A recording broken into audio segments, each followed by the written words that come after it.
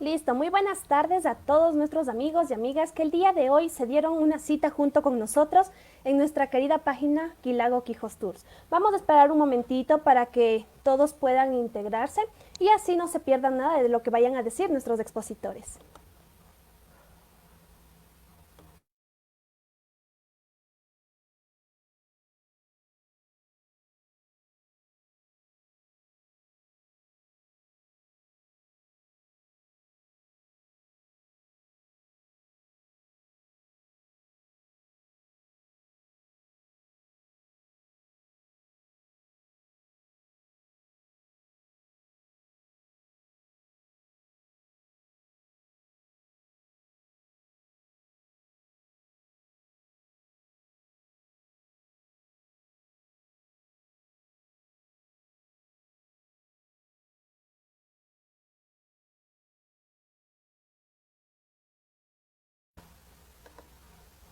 Listo, siendo exactamente las 3 de la tarde, vamos a dar la bienvenida a todas las personas que se siguen sumando a este Facebook Live. Bueno, bienvenidos, buenas tardes a todos nuestros amigos, amigas. Pues muchas gracias por asistir a esta nueva cita. Para conocer un poco más acerca de la historia de Quito en el siglo XVII, junto con grandes expositores. Bueno, aquí no solo vamos a hablar de la historia que marcó a Quito, sino también de la geografía y qué fue lo que pasó antes en las plazas, qué fue lo que pasó antes en los espacios que el día de hoy conocemos como museos. Hoy domingo 14 de junio del 2020, siendo exactamente las 3 de la tarde, vamos a dar la bienvenida a nuestros queridos expositores. El primer expositor es Ixcal Mesías. Él es guía nacional de turismo, pues habla 3 idiomas, es mediador del Museo de la Ciudad y cuenta con 15 años de experiencia en turismo. Vamos a dar paso con el tema de las quebradas de Quito y de los primeros hospitales. Ixcal, por favor, ¿Qué ¿nos tal, escuchas? Nico? ¿Todo bien? Hola a todos quienes nos escuchan. Listo, Ixcal. Buenas tardes. Espero disfruten de esta charla en la que vamos a conversar un poquito acerca de Quito justamente en el siglo XVII, tanto en su espacio geográfico como en el tema de la medicina. Primero vamos a tratar de ubicarnos espacialmente dentro de este lugar que se llama Quito. Quito es un sitio fundado por los españoles, pero precisamente en un lugar de muy difícil acceso. Es decir, Quito se encuentra en una de las laderas del Pichincha, se encuentra bajando la pendiente, y esto configura a la ciudad de una forma bastante difícil en cuanto a su acceso, a su traslación y también en cuanto a la construcción alrededor de la ciudad. ¿Por qué? Porque al encontrarse precisamente en una montaña y rodeada por varias montañas, esto limita espacialmente el crecimiento de la ciudad. A diferencia de muchas otras ciudades, pensemos por ejemplo en la ciudad de La Plata, que crecen de forma concéntrica, Quito tuvo que crecer de forma longitudinal debido a las características morfológicas del propio terreno. Tenemos hacia el occidente el Pichincha. Hacia el oriente se encuentra esta pequeña elevación que hoy funciona como un mirador natural de la ciudad, que es el Ichimbía. Hacia el sur nos vamos a encontrar con el Panecillo y hacia el norte la Loma de San Juan. Esto hace que este espacio geográfico esté delimitado drásticamente por montañas y a la vez, debido a la bajada de agua desde la montaña, también por quebradas, siendo este el límite sur de la ciudad que posteriormente va a ser parte de nuestra historia, la quebrada de Jerusalén.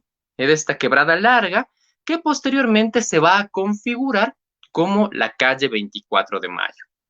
Vamos a pensar ahora en Quito no solamente como Quito ciudad o como Quito villa, sino que vamos también a considerar a Quito como todo este territorio de la Real Audiencia, es decir, toda la parte de Guayaquil, Riobamba, todo lo que hoy llamamos de Ecuador y anteriormente un territorio mucho más extenso como Real Audiencia.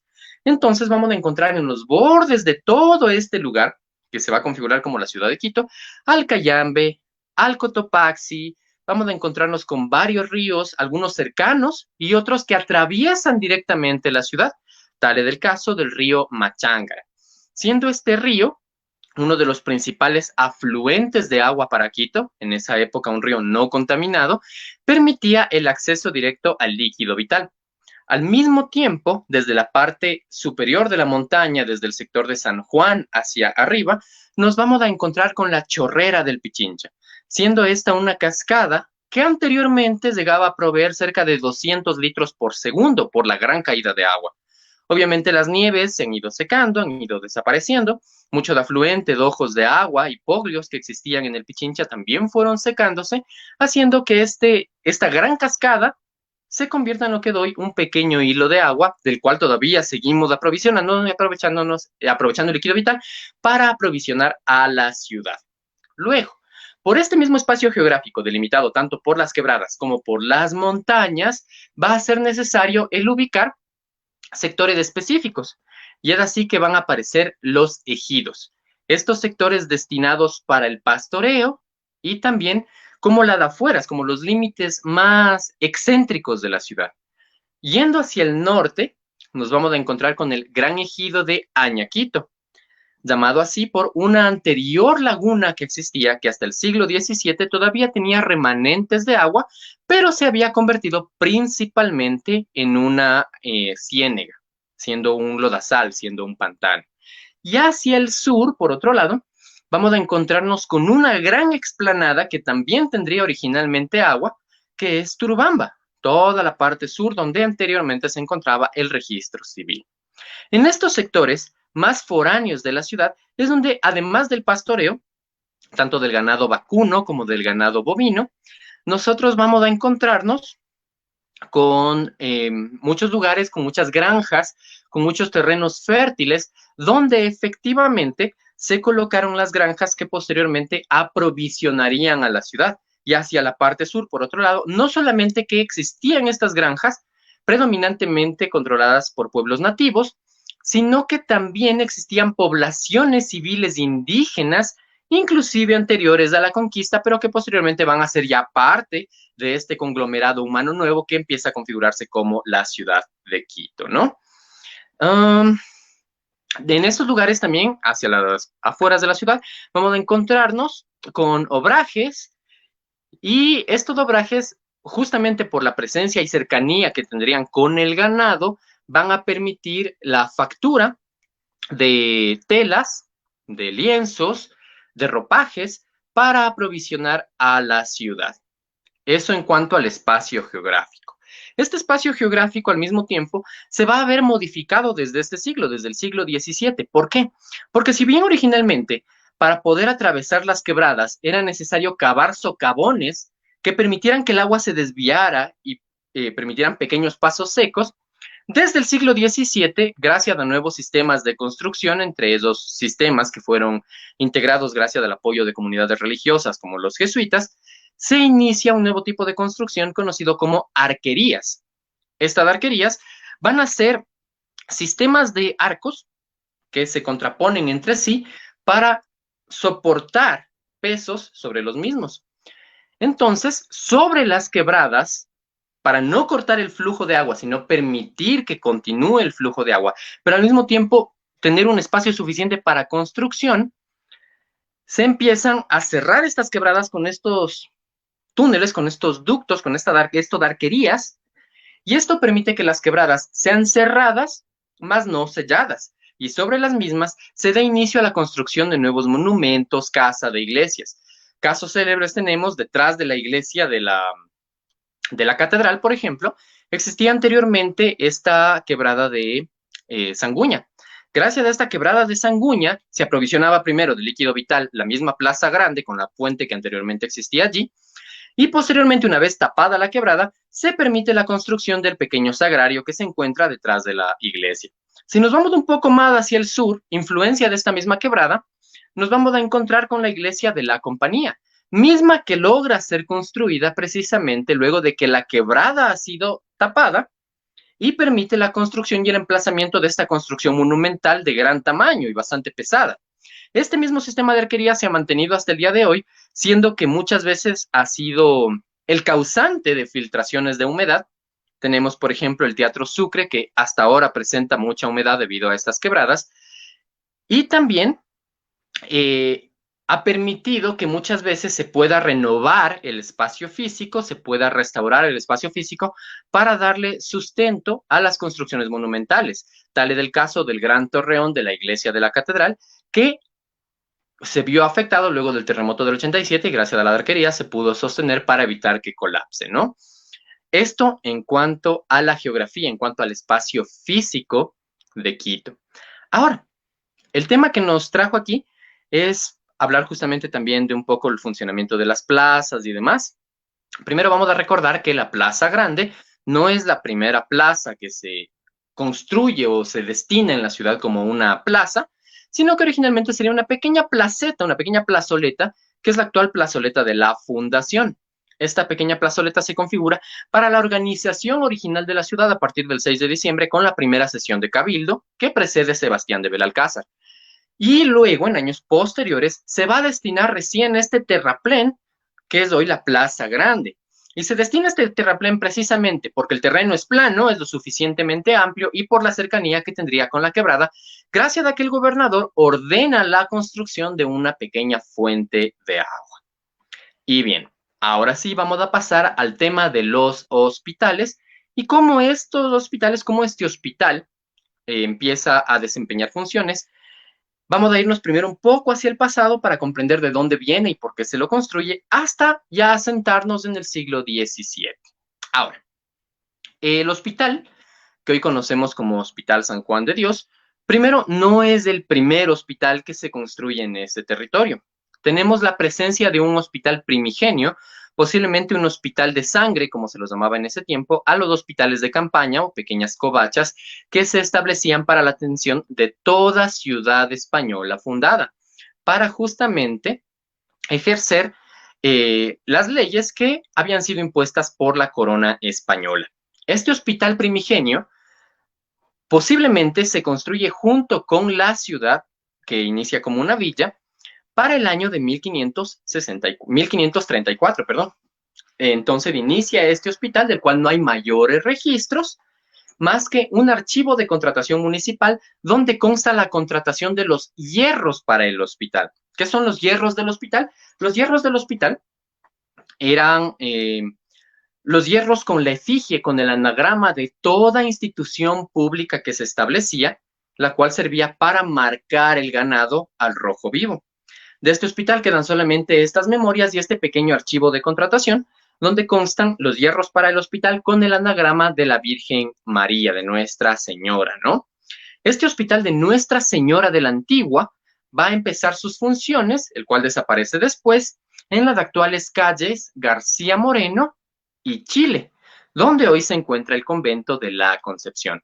Este hospital primigenio va a funcionar hasta los registros que tenemos hasta el año de 1549. No existen más registros, por lo cual se asume que este hospital habría desaparecido y Quito se habría quedado sin médicos, bueno, no sin médicos, sino sin un hospital físico para la atención de enfermedades, para la atención de pandemias y de heridas. Porque el hospital que posteriormente se va a construir para 1564. Este hospital que conocemos como el Hospital San Juan de Dios, se va a fundar gracias al auspicio de un comerciante, uno de los primeros vecinos también de la ciudad, Pedro de Ruanes, perdón. Pedro de Ruanes, que era un comerciante, entrega los terrenos que él tenía en los límites sur de la villa de Quito, es decir, cerca de la quebrada de Jerusalén, actuales calles García Moreno y Rocafuerte. Se destina entonces sus construcciones originales, su pequeña casita, para iniciar con la operación de un hospital, el cual va a ser erigido bajo el nombre de Hospital de Nuestro Señor Jesucristo, Hospital de la Misericordia de Nuestro Señor Jesucristo de Real Patrocinio, de Real Patronato, un nombre un poco largo, ¿no? Y tiene control originalmente por una cofradía, siendo esta la cofradía de Nuestra Señora de los Ángeles, una cofradía de civiles que existía y tenía una pequeña capilla originalmente desde el siglo XVI y reconstruida en el siglo XVII, XVIII y modificada en el XIX, precisamente en la esquina de estas calles mencionadas anteriormente. Ellos se encargan de la administración del hospital. Y esta misma cofradía va a tener varias mutaciones, va a tener varias transformaciones y se va a establecer como primera cofradía, segunda, tercera, hasta llegar a una quinta cofradía que se encarga de la administración de este hospital, previo a la llegada de los hermanos del San Juan de Dios, que serían los hermanos betlemitas. Pero antes de llegar a ese tema, vamos a entender este hospital.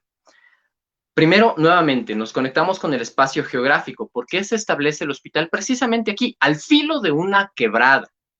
Primero, porque al tener la quebrada cerca y tener agua, va a permitir el aprovisionamiento de agua para la atención de los enfermos dentro del hospital, para las cocinas y para los huertos que el hospital necesitaría para poderse mantener.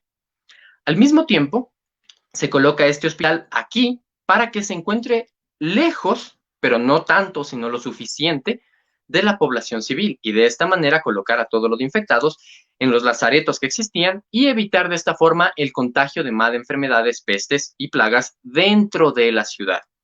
Y al mismo tiempo este espacio de la quebrada de Jerusalén va a ser aprovechado para poder construir un pequeño camposanto, para construir un pequeño cementerio, en el cual se van a enterrar los quiteños, básicamente por 2 siglos, desde el siglo XVI hasta bien entrado el siglo XVIII, cuando se prohíbe el enterramiento de cadáveres en este cementerio, en este camposanto, y se destinan para el efecto los cementerios de El Tejar y también el cementerio de San Diego.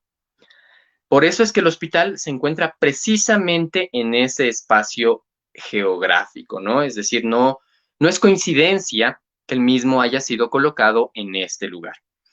Este hospital se coloca, recibe muchas modificaciones porque la densidad demográfica que empieza a crecer en la villa de Quito, ya subida en ese entonces a la categoría de ciudad, va a obligar a que el hospital primero reciba más auspicios, reciba más donaciones, se le destine un capital mayor proveniente del noveno real, que era una parte de estos impuestos que se obtenían, y obviamente crezca en cuanto a su espacio físico. He hecho unos cuantos anotaciones de aquí. Perfecto. Vamos a irnos al año de 1695 y 1696. Aquí vamos a ver nosotros que gracias a la existencia del hospital, aparece por primera vez un protomédico, es decir, un médico, un galeno, que ha sido formado en cuanto a las ciencias médicas. Anteriormente, el ser médico, el ser un cirujano, era una cuestión de familia y se heredaba, era de tradición. Y cómo se ejercía la medicina, se ejercía a través de la práctica. Por lo tanto, muchas de las prácticas que se tenían eran solamente de enseñanza, así como nosotros en casa tenemos prácticas médicas de alguna manera, como el consumo de las agüitas de vieja, como el consumo de tés para sanar ciertas enfermedades o tratarnos de ciertas gripes o dolores. Lo mismo ocurría en el hospital previo a la enseñanza y formación de protomédicos. Entonces, el médico era esta persona que había aprendido el oficio y lo ejercía de forma rudimentaria. Pero para este año, en 1695, aparece el primer protomédico, Diego de Herrera. Y también para el año de 1666, este dato es bastante curioso, se los voy a dejar para que lo puedan posteriormente replicar, es que aparece Gabriel Toapanta. Este señor Gabriel Toapanta es también ya un médico formado y estudiado, el cual recibe la licencia de funcionamiento como médico, pero lo que llama la atención es que es 1666 y contrario a lo que se piensa que no existía educación para los nativos, ni tampoco educación para muchas personas, este médico es indígena, lo que hace suponer que ya existe entonces la formación no solamente para los blancos y criollos, sino también para mestizos de indígenas, y posteriormente también se incorpora dentro del hospital los servicios de afros. Ahora, ¿cuánto gasta el hospital más o menos para poderse mantener durante todo este siglo? Buscando en los archivos del hospital, encontramos que la primera prima que el hospital va a recibir, el primer gasto que va a recibir el hospital es de 600 pesos. Esto nos dejaba en un cierto déficit en cuanto a la economía, así que lo que pasa actualmente con muchos hospitales no es cosa nueva. ¿Por qué? Porque el hospital recibió 600 pesos, gastó 600 pesos solamente en la alimentación. Y ese mismo año recibió 1.325 pesos de gasto, es decir, se encontraba en un déficit. Gastó 1.325 pesos y no se cubría en totalidad las necesidades. Entonces, del hospital, para poderse mantener durante todo este siglo, hasta bien entrado el siglo XIX inclusive, no iba a ser únicamente de lo recibido del noveno real, sino que tenía que recibir las caridades de las personas, tenía que recibir misericordias de las personas y también los agradecimientos por personas que se habían curado o por curaciones que habían recibido empleados, que habían recibido sirvientes, que habían recibido hijos o esposas de personas con dinero, y eso a su vez se encargaban de donar, sea especie o sea dinero, para la manutención del hospital. En el siglo XVII, siendo el gasto más bajo de 600, recibió una prima de 600 pesos, la más baja, y la más alta de 4.270 pesos, nos deja con un promedio de ingresos a lo largo de todo el siglo de 2.435 pesos para gastos y manutención. Eso en cuanto a lo que recibían. Y en cuanto a lo que gastaba el hospital, va desde los 1.325 pesos hasta los 1.890 pesos, dejándonos una media de 1.607 pesos. El hospital durante todo el siglo XVII tuvo 20 administraciones, que si es que gustan puedo dejarlas posteriormente como un link o enviarlo a través de esta misma página para que ustedes puedan consultar quiénes fueron los administradores en cada uno de los años, cuánto duraron las administraciones y demás. Tenemos también que para 1693 la Universidad de Santo Tomás de Aquino crea la Facultad de Medicina, permitiendo la formación desde 1693 de nuevos médicos, que se ha mantenido hasta el día de hoy, representado ya por la Universidad Central, que sería como la transformación de estas universidades desde la época colonial. Para 1650 consta con 2 piletas y para el año de 1649, debido al gran crecimiento demográfico y la gran cantidad de muertes que empiezan a darse, es necesario la construcción de un nuevo cementerio, como se refiere en los archivos. Debido al crecimiento demográfico y la cantidad de personas que morían, va a ser necesario que este cementerio, que se encontraba hacia la parte trasera, colindante con la quebrada, sea expandido aún más.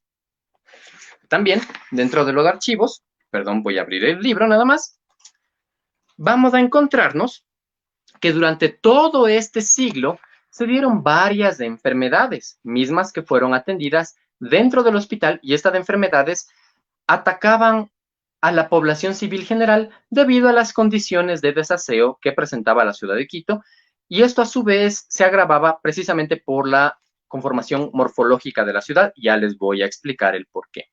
Les voy a ir mencionando nada más algunos de los daños y algunas de las enfermedades que son. Desde 1610 tenemos tabardizo, sarampión, tenemos tabardete, garrotizo, enfermedades contagiosas, alfombrilla, viruela, de enfermedades de entrada de verano, viruela, dolores de costado, peste, viruela, mortífera peste. Aquí vamos a hacer primero algunas desambiguaciones. Por ejemplo, el tabardete es un tipo de tifus que ocasiona fiebre. El tabardizo va a presentarse con fiebre muy fuerte y también con pequeñas manchitas en la piel. Tenemos la esquinesia, que según algunos piensan que es la difteria, pero también se piensa que es más bien la angina. ¿Qué más vamos a encontrar? Esta mortífera peste. Esta mortífera peste era un mal muy común en Quito, por las condiciones de desaseo, por la falta de refrigeración, por la inexistencia de formas efectivas de preservación de alimentos, y esto causaba que la gente tuviese disentería. Pero la diferencia entre la disentería común y esta mortífera peste es que esta disentería presentaba sangre el momento de excretar. Tenemos flujo de vientre, tenemos los dolores de costado, que posiblemente es una enfermedad que se mezclaba con muchas sintomatologías. No era una enfermedad única. El dolor de costado vendría a ser posiblemente lo que hoy llamamos apendicitis. Sarampión, viruelas y todas estas enfermedades se dieron desde el año de 1610 hasta el año de 1694. Es decir, durante todo el siglo, Quito se enfrentaba continuamente a distintas pestes y plagas que iban apareciendo por estas condiciones de desaseo. Ahora, Queda esto de las condiciones de desaseo que precisamente les estoy conversando. Quito, por las quebradas, se ve limitado muchísimo en cuanto a su espacio, y recordemos que las personas muchas veces somos perezosas para encargarnos de nuestros propios desechos, lo que ocasionaba que la gente arroje los desechos, arroje la basura directamente dentro de las quebradas, pero no para funcionar como un relleno sanitario, sino simplemente para arrojar la basura y que los riachuelos y las mismas lluvias de la ciudad se encargaran de ir acarreando todo de estos desechos hasta el río Machángara. De hecho, la lluvia, justamente en Quito, era muy necesaria para la autolimpieza de la ciudad, ya que Quito se encuentra en una especie de pendiente. Cuando llovía, esto permitía que las aguas acarreen toda la inmundicia de la ciudad y terminen indudablemente en el río Machángara, llegando a la quebrada que os doy la Marín, o bajando por la quebrada de Jerusalén y por las distintas quebradas, que son más de 83 a lo largo de toda la ciudad. ¿Qué más ocurría? No, pese a que existía la normativa de no colocar ninguna caja para desechos, es decir, una letrina, a 200 metros de la quebrada, muchas veces no se cumplía. Y el juez de aguas tenía que estar continuamente prendiendo a la gente para imponerles multas justamente por incumplir estas condiciones, que lo que hacían era contaminar el agua con heces fecales. Al mismo tiempo, ¿qué ocurría dentro de la ciudad? Es que para poder distribuir el agua se construyeron distintas canaletas. Hasta el siglo XVII, recién en el siglo XVII, por las enfermedades, empiezan a ser construidas de cal y canto y a ser cubiertas para evitar la contaminación. Pero anteriormente eran canaletas abiertas que descendían desde las laderas del Pichincha, recogiendo el agua lluvia, recogiendo el agua de afluentes y principalmente de la chorrera del Pichincha. Pero dentro de los descritos del juez de aguas, de los jueces de aguas que existían en el siglo XVII, muchas veces él tenía que ir a la parte más alta de la montaña o hacia las partes más excéntricas donde había menos personas, y encontraba y denunciaba, de hecho, que muchos bandidos, como se lo describe, se lavaban los pies en las canaletas de agua que posteriormente sería consumida, o en su defecto se colocaba a veces, pese a que estaba prohibido, se colocaba al ganado para que beba el agua, que posteriormente bajaría hacia las piletas públicas para el consumo humano. Esto acrecenta todavía más las condiciones de desaseo de la ciudad y también la inexistencia de inodoros, es decir, dentro de casa, dentro de los conventos sí existían, no sabemos de cisternas, existían letrinas, pozos sépticos, donde se acumulaba la inmundicia que en algunos casos luego era desechada a través de los ríos hacia las quebradas. Pero en las casas comunes no existía la letrina, sino que debajo de la cama se tenía generalmente una vasenilla. Esta vasenilla, una vez se había llenado de desechos, era arrojada por las ventanas. Por eso, para evitar que cualquier desprevenido se vea afectado por arrojar estas aguas negras, existía esta costumbre de gritar a través de la ventana el agua va, que en México se dice el aguas aguas. Es por eso que se ha trasladado hasta el día de hoy, en el caso mexicano, esta advertencia del peligro, ¿no? Cuando un peligro se avecina es aguas aguas, precisamente por estas aguas que podían caer de cualquier balcón, estas aguas ya utilizadas y llenas de inmundicia. Esto es una de las causantes de muchas de las pestes, plagas y enfermedades que se dan en Quito, posteriormente descritas por Eugenio Espejo en su ensayo sobre las viruelas, pero ya para el siglo XVIII. ¿Qué más ocurre en Quito? Las aguas de las cuales se sirve toda la población se encuentran en las piletas ubicadas en las plazas públicas. Pero ocurría algo. Pese, como les digo nuevamente, a que estaba prohibido, la gente se acercaba, consumía directamente de las fuentes de agua, y una de las enfermedades por excelencia en Quito ha sido el tifus exantemático o también la tuberculosis. Pacientes de tuberculosis, a sabiendas o desconociendo inclusive su sintomatología, toserían en sus manos o directamente sobre la fuente, haciendo que muchas otras personas se contagien de enfermedades, acrecentando más aún los problemas de salubridad de la ciudad, y en algunos casos también se permitiría que el ganado de paso se acerque a las quebradas, cosa que pasaba inclusive después, ya para la década del 50 con las migraciones. Vamos a encontrar fotografías de poblaciones venidas desde fuera que utilizaban las fuentes de agua para poder lavar la ropa, por ejemplo. Entonces, esto es lo que genera toda esta serie de problemáticas dentro de la ciudad. Para poder un poco combatir con esto, además de las leyes y normativas que se colocaron, mucha gente tenía dentro de casa unos filtros bastante amplios, de unos 50, 70 centímetros, hechos de piedra pómez, donde se colocaba el agua acarreada por los aguateros desde la fuente para permitir que filtre toda la noche y de alguna manera tener algo de agua limpia.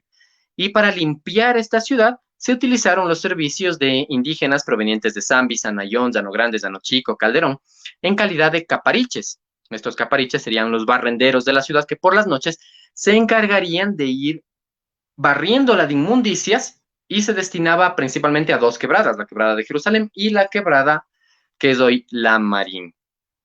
De alguna manera esto trataba de combatir un poco las pestes y las plagas, pero en los meses de verano, cuando no llovía, la ciudad se veía inundada de su propia inmundicia, haciendo que sea aún más grave el control y más difícil el control de las enfermedades dentro de la ciudad.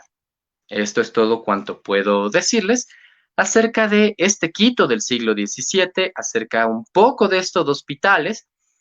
Y hasta aquí, no sé si ustedes tienen preguntas o quieren comentar algo. Vamos a esperar la conexión de Nicole para que ella justamente nos pueda indicar cualquier tipo de duda que pueda haberse suscitado a lo largo de esta pequeña exposición. Listo, Ishkal, magnífica tu exposición.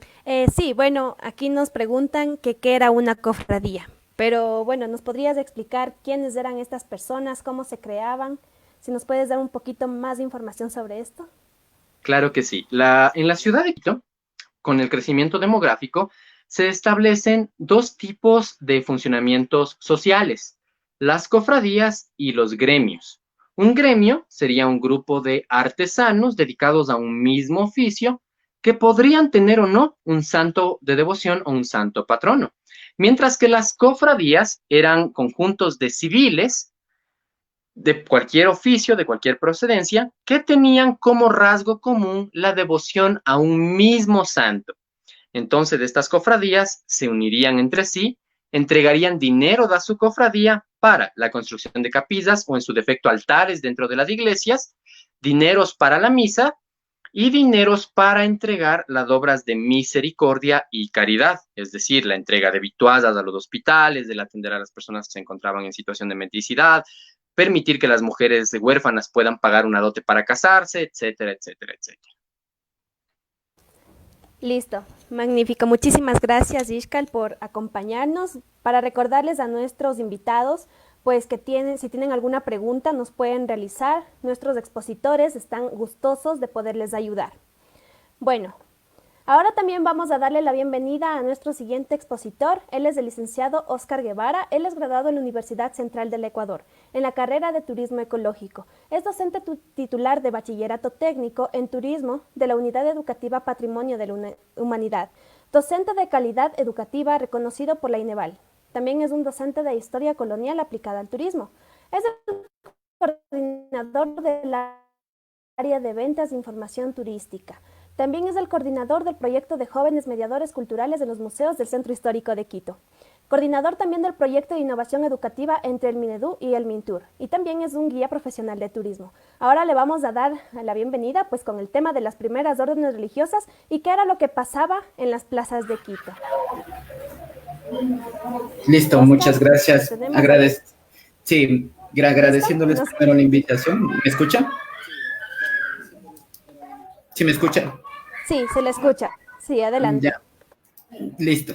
Entonces, para hablar un poquito de las órdenes religiosas en Quito, pues debemos hacer una pequeña retrospectiva, teniendo en cuenta que las órdenes religiosas pues fueron partícipes activos dentro de lo que es la conquista y el descubrimiento del Nuevo Mundo, ¿no?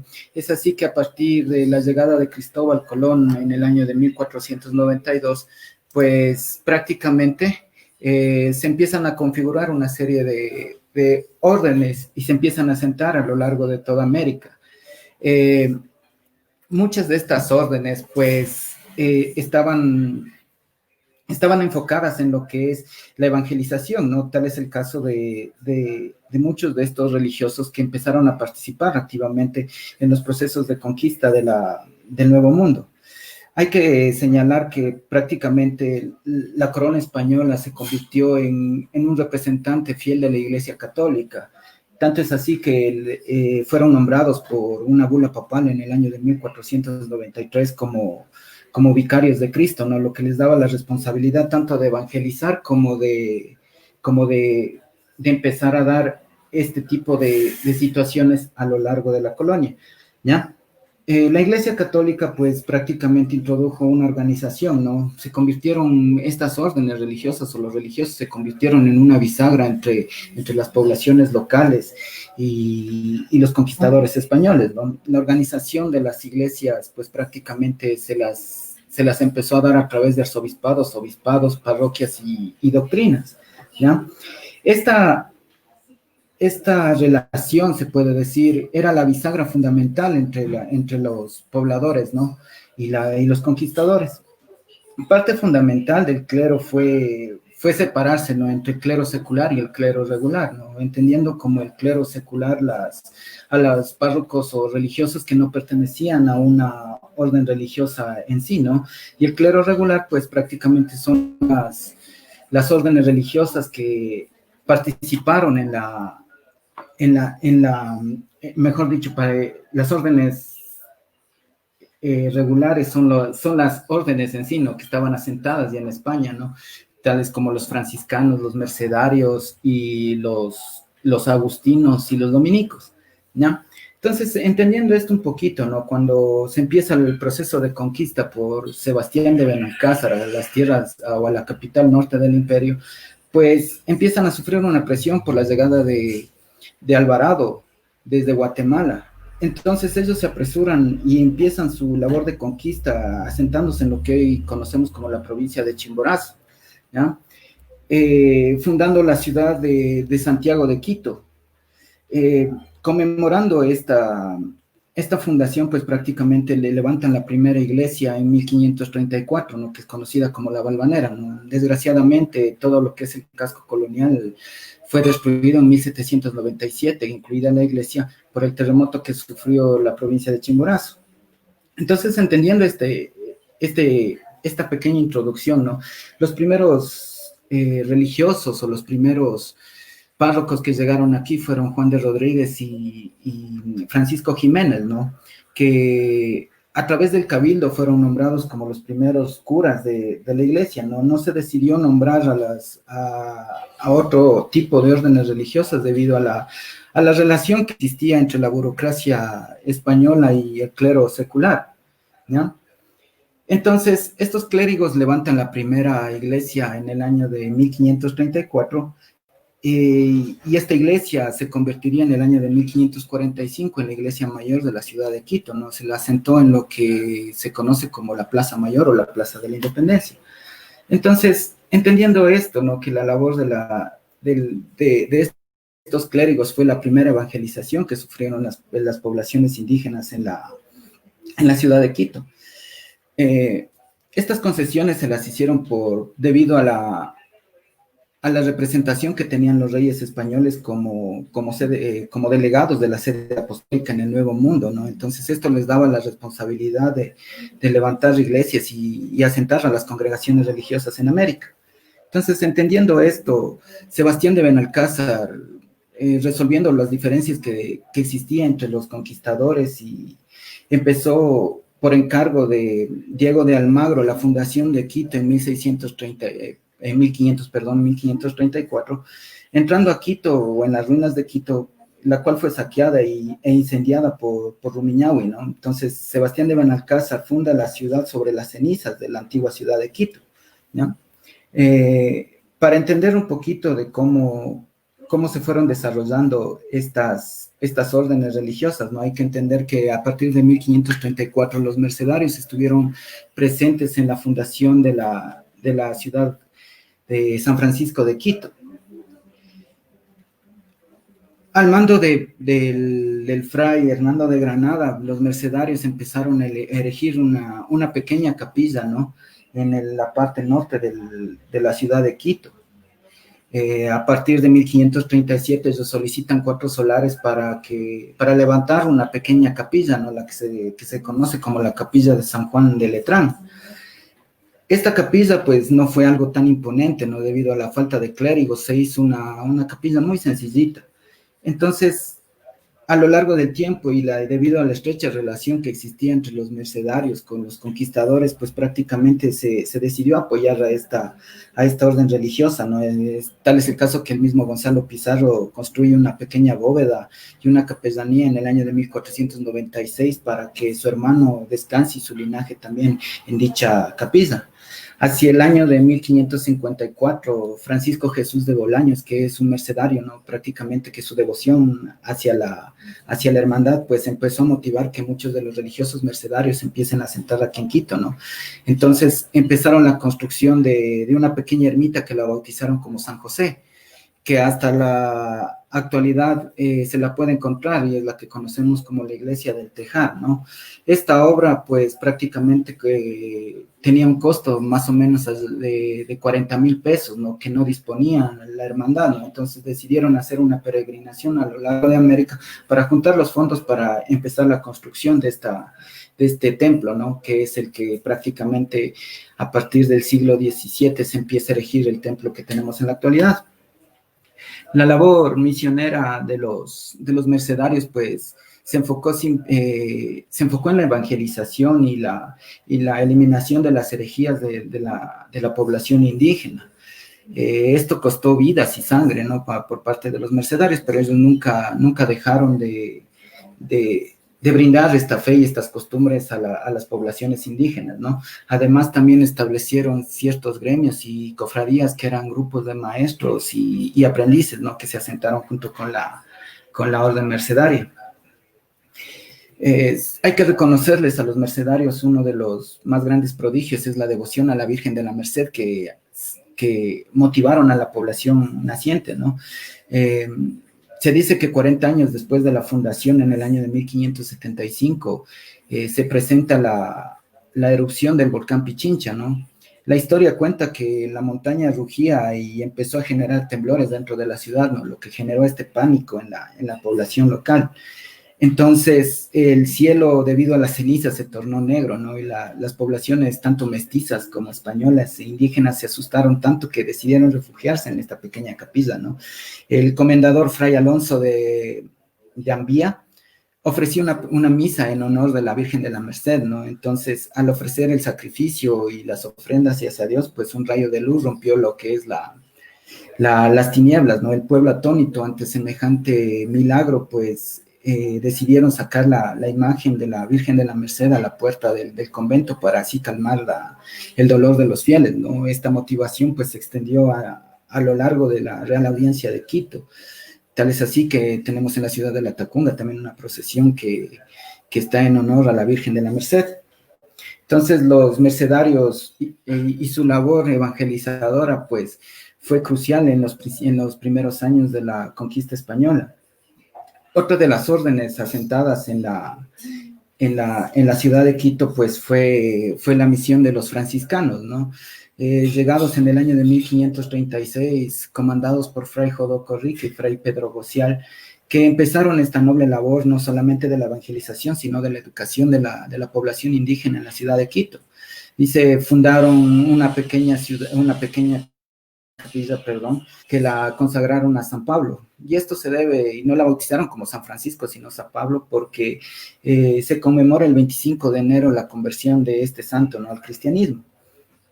Esta pequeña capilla, pues, se la asentó en los terrenos en los cuales estaban los aposentos de los generales del Inca Huayna Cápac, ¿no? Que prácticamente son los terrenos originales donde se erige hasta la actualidad el templo mayor, ¿no?, de los franciscanos. Los franciscanos, pues, fueron los principales doctrineros, se puede decir, dentro de la ciudad de Quito, ¿no?, teniendo al mando más de 40 doctrinas y estableciendo un colegio que lo llamaron San Juan Evangelista. Este colegio se encargó de la enseñanza del canto, la letra, y la lectura a las poblaciones indígenas y a los huérfanos de hijos de españoles, ¿no? Para 1555, el colegio San Juan Evangelista se convierte en el Colegio San Andrés, que posteriormente se convertiría en el punto de nacimiento de la escuela quiteña, ¿no? Con grandes representantes y grandes artistas que se formaron en aquel colegio, ¿no? Además, se puede decir que los franciscanos se organizaron en 3 grupos, ¿no? Que son los descalzos, los observantes y los recolectos, perdón. Siendo los de observación los más numerosos dentro de la colonia quiteña. Tal es así fue que su influencia que a partir del año de 1597 empiezan a erigir una de las primeras recoletas que se crearon en la ciudad de Quito, ¿no? Que fue la Recoleta de San Diego, ¿no? Que fue un sitio de retiro para los frailes franciscanos. La llamaron así por la vocación a San Diego de Alcalá. La Recoleta se terminó en el año de 1627, ¿no? Y existen varias historias sobre esta Recoleta, ¿no? Que ya las vamos a ir viendo un poquito, ¿no?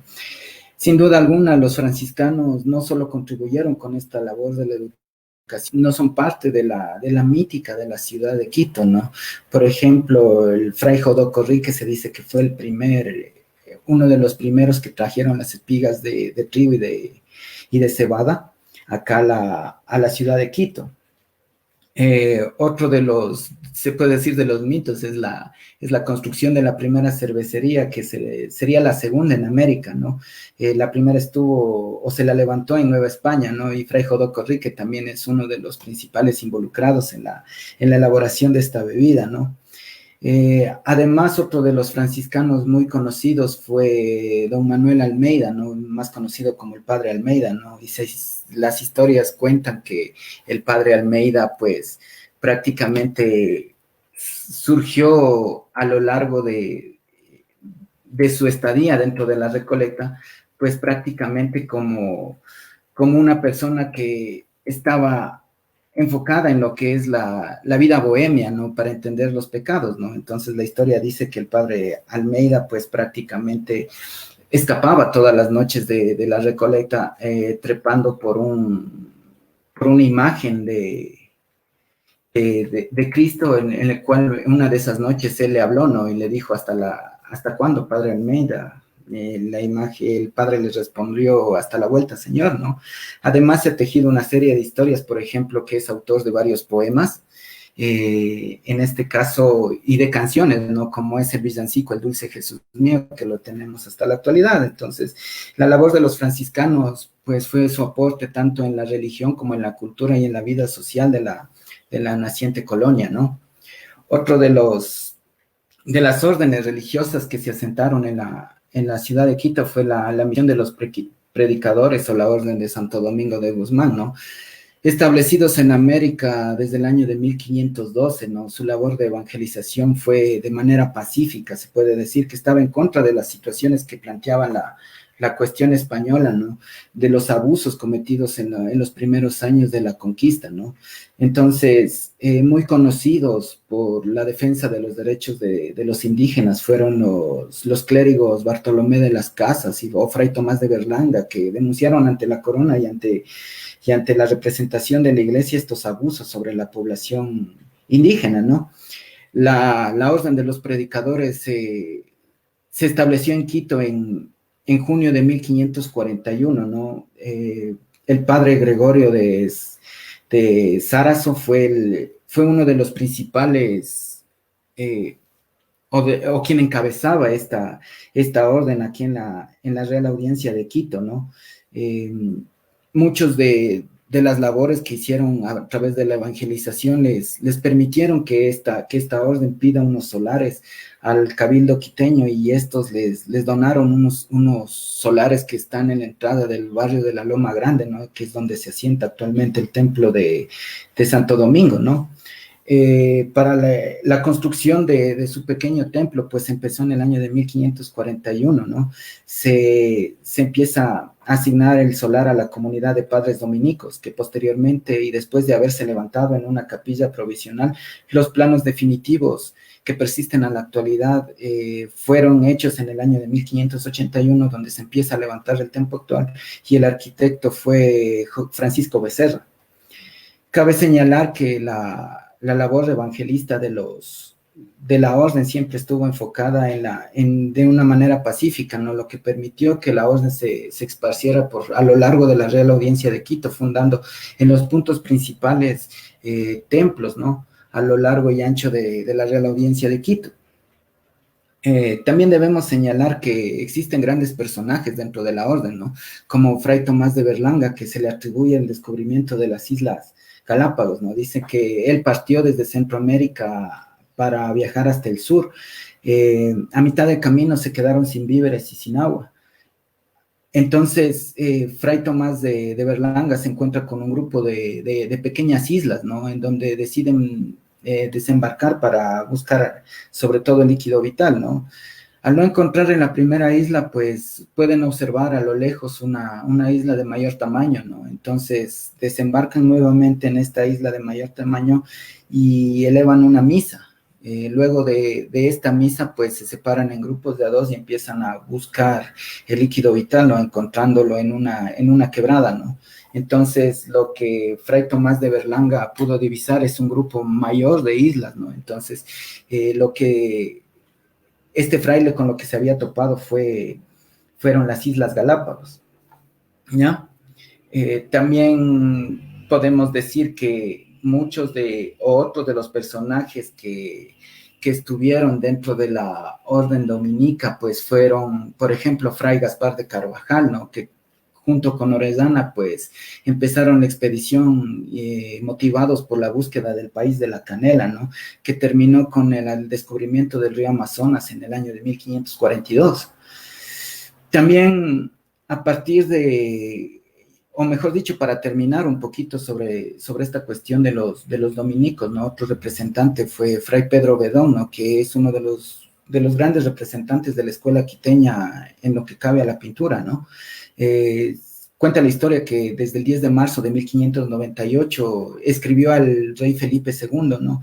Solicitándole la fundación de una universidad en Quito, ¿no? Esta gestión terminó en el año de 1630, ¿no? Con la creación de la Universidad de San Fulgencio, que después pasaría a manos de los agustinos, ¿no?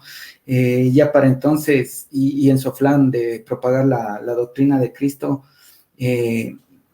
se había levantado el convento de Nuestra Señora de la Peña de Francia, conocido posteriormente como la Recoleta de Santo Domingo, donde pintó una de las hermosísimas obras que es Nuestra Señora de la Escalera, ¿no? Entonces, esta labor, o los dominicos, se los puede considerar como una de las órdenes más pacíficas que implantaron la situación del cristianismo aquí en América. Otra de las órdenes que llegaron acá a la Real Audiencia de Quito fueron la orden de los agustinos, ¿no? Inquietados por la evangelización del Nuevo Mundo, ¿no? Como ya lo habían hecho anteriormente, por ejemplo, en Oriente, en Persia y en la India. Entonces llegarían a Ecuador tras una larga experiencia en México, donde estaban desde 1533 y se dirigieron hasta el Perú. Desde 1548, los agustinos, pues, se empezaron a asentar como una comuna dentro de la Real Audiencia de Quito, ¿no? Para el año de 1551, pues, animados por esta situación, ¿no? Empezaron a tomar este tipo de expediciones a lo largo de los territorios conquistados acá en el sur, ¿no? Llegando en el año de 1569 y levantarían una pequeña casa donde se asentaron en la parroquia de Santa Bárbara, ¿no? de Santa Bárbara. Años más tarde les queda un poquito más estrecho este lugar, ¿no? Para el año de 1573 adquirieron unos solares donde está asentado actualmente lo que es el templo agustino, ¿no? Otra de las situaciones que nosotros podemos encontrar es que los agustinos prácticamente se convierten en los herederos de la educación franciscana, ¿no? Y esto se debe por las necesidades internas que tenían los franciscanos, ¿no? Entonces prácticamente se convierten en los nuevos herederos o en la noble labor de esto, de la educación de las poblaciones locales, ¿no? La orden agustina experimentó un crecimiento rápido, ¿no? Ya hacia el año de 1644 ya se registran 180, se registran 180 en el libro de profesionales de la comunidad agustina, ¿no? Entonces, la mayoría de estas vocaciones procedían de lo más selecto de entre las familias de la ciudad de Pichincha y de otras poblaciones que estaban asentadas alrededor de la Real Audiencia de Quito, ¿no? El padre Saona fue el alma de toda esta orden, ¿no? Fue además, según veremos, el iniciador e impulsor de valiosas obras tales como el Colegio de San Nicolás de Tolentino y la Universidad San Fulgencio, ¿no? En Quito, y la Escuela de Gramática en Cuenca. Son grandes obras que los agustinos pues realizaron dentro de lo que es el territorio de Quito. Y para finalizar, la obra de los agustinos se enfocó en la educación de la población mestiza, como ya dije, ¿no? Y continuaron con esta labor de los franciscanos, ¿no? Y por último, pues la Compañía de Jesús viene a ser la última orden que se asienta en la ciudad de Quito, ¿no? Llegados el 19 de julio de 1586, hace más o menos 400 años, fue la última orden religiosa en crearse en Europa, ¿no? Llegaron a Quito hispánico invitados o mejor dicho, solicitados por la presidencia de la Real Audiencia de Quito, ¿no? Y por el obispo, el dominico Pedro de la Peña, ¿no? Los jesuitas respondieron a esta invitación, ¿no? Y se envió 4 religiosos que eran una parte fundamental dentro de la educación en lo que se conocía como, o en la provincia del Cusco, ¿no? Baltasar Piñas fue quien empezó, quien lideró este grupo de jesuitas para arribar a Quito, ¿no? Como les había dicho, llegan el 19 de julio de 1586, ¿no? La misión era altamente codiciada y esto era debido a sus métodos de evangelización, ¿no? Las órdenes ya tenían un proceso de evangelización dentro de lo que es la Real Audiencia de Quito, pero era una evangelización sumamente superficial, ¿no? Que no calaba en lo más profundo, ¿no? Y de hecho las poblaciones locales empezaron a crear una amalgama, ¿no? Entre la hechicería, como les llamaban los religiosos, y las doctrinas cristianas, ¿no? Entonces los jesuitas empiezan esta labor de evangelización, ¿no? Lo curioso es que ellos aprendieron rápidamente la lengua materna de los indígenas, ¿no? Entonces empezaron su evangelización en el propio idioma, ¿no? Lo cual era muy aceptado por la población local, tanto por mestizos como la población nativa, ¿no? Además, cuando llegaron acá a la Real Audiencia de Quito, pues no tenían mayor razón, ¿no? De levantar majestuosos conventos, ¿no? Con lo que llegaron, ellos fueron con un grupo de libros, entre ellos libros de gramática para la enseñanza de la lengua quichua y una serie de tarjetas que todavía se las puede encontrar en los conventos que están, si mal no recuerdo, me parece que están en la ciudad de Cuenca, ¿no? Entonces, muchos de estos nuevos métodos eran curiosos, ¿no? Los jesuitas, al no tener un templo en sí, pues se dedicaban a la evangelización en las plazas o en las esquinas, o en su pequeña casa que también se lo ubicó en la parroquia de Santa Bárbara, ¿ya? Cuando llegaron los jesuitas acá a la Real Audiencia de Quito, prácticamente no tuvieron ni dónde asentarse. Lo que decidieron es ir al hospital que funcionaba en aquel entonces para poder encontrar refugio, ¿no? Tal como lo había hecho o lo habían hecho en otros lugares de la América colonial, ¿no? Entonces, muchos de estos jesuitas empezaron esta labor, ¿no? Al quedarles al empezar a fundar una serie de colegios y de escuelas para la enseñanza, pues prácticamente la parroquia de Santa Bárbara también les quedó un poco estrecha, ¿no? Para desarrollar estas actividades. Entonces, se deciden o les ofrecen unos terrenos que están junto al convento de San Agustín, ¿no? Entonces, la comunidad agustina, pues, se opone enérgicamente a esta situación, ¿no? Entonces, el presidente de la Real Audiencia de Quito les ofrece unos terrenos ubicados al lado de una quebrada, ¿no? Que funcionaba o estos terrenos estaban junto a lo que los españoles lo bautizaron como el tianguis, ¿no? Que es un término náhuatl que vinieron trayendo desde México. Para la población local los llamaban Catu o Catunapamba, o el mercado, ¿no? Donde los indígenas se reunían y empezaban a hacer sus intercambios, ¿no? Entonces los jesuitas los aceptaron como de muy buena manera porque podían estar más cerca de la población local, ¿no?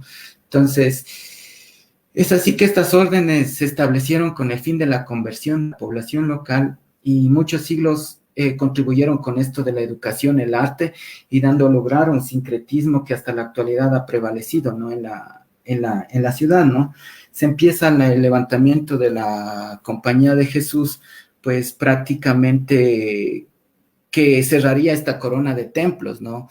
Los templos que rodeaban a la ciudad, pues fueron el Templo de la Merced, la comunidad dominica, San Agustín, San Francisco y por último la comunidad jesuita, ¿no? Eso en cuanto a la labor del clero dentro de la Real Audiencia de Quito, ¿no? Teniendo en cuenta que no solamente fueron partícipes de la evangelización, ¿no? Sino que motivaron a esta situación del arte y de la cultura, ¿no? Con los primeros maestros dentro de la escuela quiteña, ¿no? Que empezaron a formar a grandes artistas locales, ¿no? Que prácticamente se han convertido en uno de los patrimonios culturales de nuestra ciudad, ¿no? Eso en cuanto a las órdenes religiosas. Ahora podemos hablar un poquito de las plazas de fundación, ¿no? De las plazas de Quito, ¿no? Tomando en cuenta que la primera plaza fue la plaza de fundación, ¿no? La plaza de Benalcázar, que se la conoce en la actualidad, ¿no? Que está sentado entre las calles Benalcázar y Olmedo, ¿no?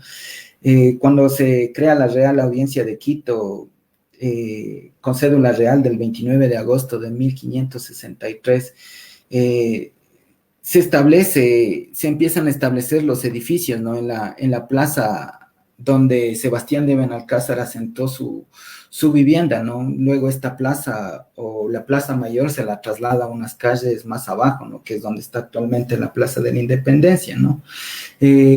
Hernando de Santillán, siendo el primer presidente de la Real Audiencia de Quito, pues empezó o crearon los despachos de los oidores y de los presidentes para la administración de las casas reales, ¿no? Tiene una participación fundamental entre el año de 1592 y 93 con la rebelión o la revolución de las alcabalas.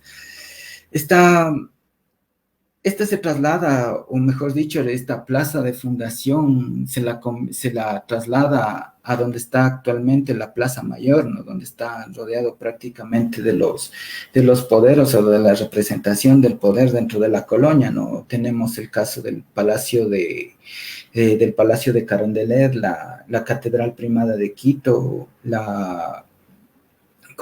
el Palacio Arzobispal y la municipalidad, ¿no? Que el edificio original, pues se lo derribó debido a la vetustez y al daño que había sufrido a lo largo de los siglos, ¿no? Y se levantó un edificio de arquitectura moderna, ¿no? Que prácticamente no contrasta un poquito con lo que es el resto del edificio, de los edificios coloniales que están asentados en la Plaza Mayor, ¿no? ¿Qué más les puedo contar? Dice, para el año de 1979, ¿no? Se inauguró esta escultura de Sebastián de Benalcázar, ¿no? Que fue una obra del artista español Fausto Velázquez, y que fue una donación del Instituto de Cultura Hispánica de Madrid hacia la ciudad, ¿no? Otra de las plazas principales que nosotros tenemos es la Plaza Grande, ¿no? La antigua Plaza Mayor, conocida tradicionalmente, perdón, como la Plaza de la Independencia, ¿no? Desde la época colonial, pues prácticamente se empezaron a asentar los poderes de la colonia aquí, ¿no? El edificio principal podemos observar que la representación, como les había dicho, es la Catedral Primada de Quito, ¿no?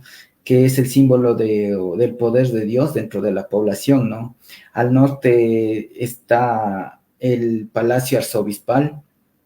Hacia el oeste, pues podemos encontrar lo que es el Palacio de Carondelet, y hacia el este, pues encontramos el edificio del Cabildo del municipio, ¿no?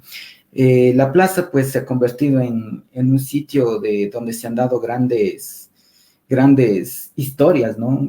Ha participado en grandes hechos de la historia, tanto colonial como de la República, ¿no? Al inicio no era nada más que una plaza o un cuadrado de tierra, ¿no? Con una pileta en el centro, ¿no? Cuando se empieza la construcción del monumento en conmemoración a los héroes de la independencia de 1809, pues esta pileta se las lleva hasta Sangolquí, que todavía la podemos encontrar ahí, ¿no? En que era donde los antiguos vecinos sacaban el agua, ¿no? A través de los ponderos y de los aguateros. ¿Qué más les puedo decir sobre la Plaza de la Independencia? Pues el presidente García Moreno en el año de 1865, pues fue quien transformó esta plaza y creó los jardines, ¿no? Que se pueden observar, ¿no? Cada una de las plazas ha sufrido una transformación, ¿no? También cuando se empieza la construcción del monumento que por parte del presidente Luis Cordero en el año de 1894, ¿no? Comienda esta obra al escultor italiano Juan Bautista Milinghetti. La primera piedra se colocó el 10 de agosto de 1898 y la obra fue inaugurada el 10 de agosto de 1906, ¿no? Cuando el general Eloy Alfaro era el representante de la República del Ecuador. Tomó 8 años el transporte de dicho monumento, ¿no? Debido a que no existía todavía el canal de Panamá, ¿no? Y se lo transportó a través del canal del Estrecho de Magallanes. Entonces, este monumento llegó 8 años prácticamente. Fue una peripecia para las personas que lo trajeron hasta la ciudad de Quito, ¿no? ¿Qué más les puedo decir? Ya para el siglo XX, pues prácticamente la plaza ha sufrido grandes transformaciones, ¿no? Desde que se erigieron puertas de entradas laterales, se derribaron otra vez las puertas, se construyeron otros jardines, se colocaron piletas, y prácticamente todas hasta el final de los años 90, pues prácticamente el Instituto Nacional de Patrimonio Cultural siempre ha financiado, junto con el antiguo FONSAL, ¿no? El mantenimiento de esta plaza, ¿no? Otra de las plazas principales que tenemos en la ciudad de Quito, pues es la Plaza de Santo Domingo, ¿no? Este es un antiguo espacio que contenía tres plazas originales de la ciudad de Quito del siglo XVI, ¿no? Al principio se llamó la plaza, se me fue el nombre, se me fue. Bueno, al comienzo se empezó a construir esta plaza, ¿no? Junto al convento de la Merced. Prácticamente se convierte en la entrada sur de la ciudad, ¿no? Junto a esta plaza, pues empiezan a levantar como grandes obras, por ejemplo, el monumento al Mariscal Sucre, ¿no? Que en su inauguración, pues fue una inauguración muy, muy populosa, ¿no? Con desfiles y todo eso en conmemoración del gran mariscal, ¿no? De la ciudad. Prácticamente esta plaza es la que más transformaciones ha sufrido, ¿no? Desde estar cerrada hasta crear calles por el medio, mover la cruz que se encuentra en su entrada, trasladar el monumento del Mariscal Sucre de un lado a otro, ¿no? Y hasta la actualidad, pues prácticamente tenemos ya una configuración de que se colocó este monumento prácticamente en el centro de la plaza, ¿no? ¿Qué más les puedo contar? Pues a partir de 1992, ¿no? Pues la misma institución, pues con el Colegio de Arquitectos llamó a un concurso nacional con el mismo objeto, ¿no? De empezar a recrear a la nueva plaza, ¿no? Prácticamente, como les había dicho, ¿no? Se convirtió en uno de los sitios con más transformaciones o de las plazas con más transformaciones en la ciudad de Quito, ¿no? Muchos dicen que donde está la plaza y donde se erigió lo que es el convento de Santo Domingo, pues prácticamente era donde estaba sentado el Capagñán, ¿no? Y cada una de las plazas, pues estaba sobre algún sitio muy relacionado con la población indígena o de mucha representatividad de la población indígena, ¿no? Otra de las plazas principales pues que tenemos es la Plaza de San Francisco, ¿no? Que es la más amplia y una de las más antiguas de la ciudad, ¿no?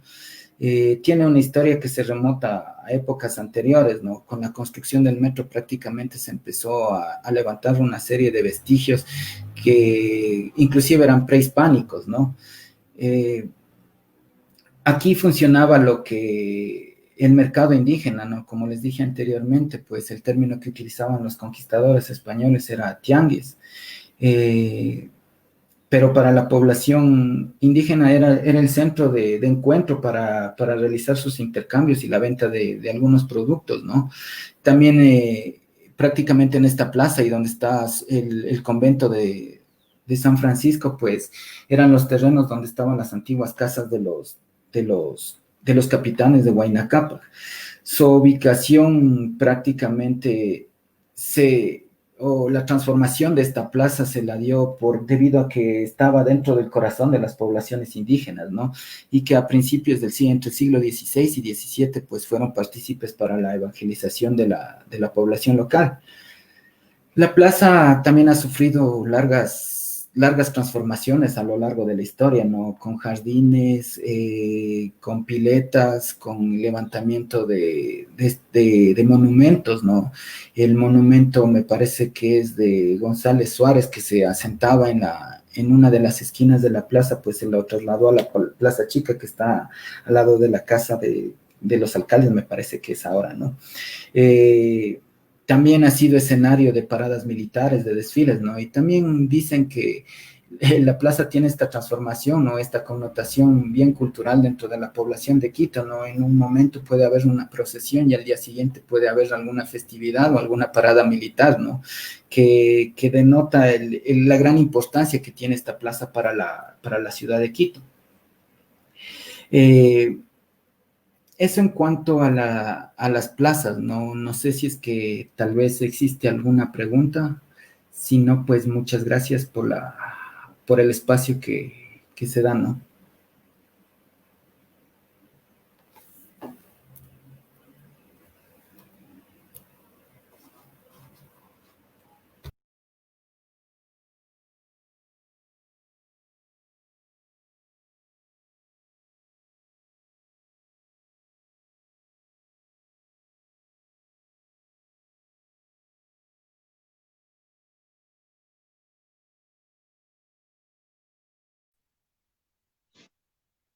Ishkal, ¿estás ahí? Sí, Ya, listo. Muchísimas gracias al otro expositor, al anterior, pues para decirle que estuvo magnífica su exposición. Y ahora vamos a darle paso. Ishkal, por favor, ¿nos acompañas? nada más, me escribieron al interno, me pidieron una pequeña claridad acerca de una información que dije, y es lo siguiente, que es concerniente a los gastos e ingresos del hospital. Sí, creo que mezclé un poco los números, entonces esto. 130 pesos es lo que gastaba el hospital de manera mensual únicamente en la alimentación de los enfermos. En cuanto a los gastos generales que se hicieron durante todo el siglo, van desde los 600, perdón, de ingresos, perdón, van desde los 600 hasta los 4.270 pesos. Es decir, el hospital recibía de los novenos, es decir, de este impuesto, entre 600 a 4.270 pesos. Este cambio se debe a la cantidad de personas que vivían en diferentes épocas y que empezaban, obviamente, a entregar más tributos, generándonos una media de 2.435 pesos. Eso en cuanto a los ingresos del hospital. En cuanto a los gastos, y aquí vamos a ver este déficit, esos gastan entre 1.325 a 1.890 pesos, dejándonos una media de 1.607,50 pesos. Entonces aquí vemos esta gran diferencia. En el año en que menos recibió el hospital fue 600 pesos y gastó 1.325, mientras que en el año que más recibió fue 1.890 pesos, pero gastó 4.270 pesos. Esa es nada más la claridad que quería dejar entre las cuentas del hospital en cuanto a ingresos y a gastos. Listo, Ishkan, muchísimas gracias. Bueno, y también para decirles muchísimas gracias a todos nuestros seguidores que el día de hoy se dieron cita, hoy domingo 14 de junio. Pues agradeciéndoles muchísimo, muchas gracias por haber asistido. Este es todo por el día de hoy de la charla de Quito en el siglo XVII. No olviden seguirnos en nuestra fanpage, que es Quilago Quijos Tours, igualmente en Instagram. Y este video también se lo va a subir para que todos puedan observarlo en nuestra página de YouTube, que es Ecuador Paralelo Cero. Muchas gracias, hasta la próxima.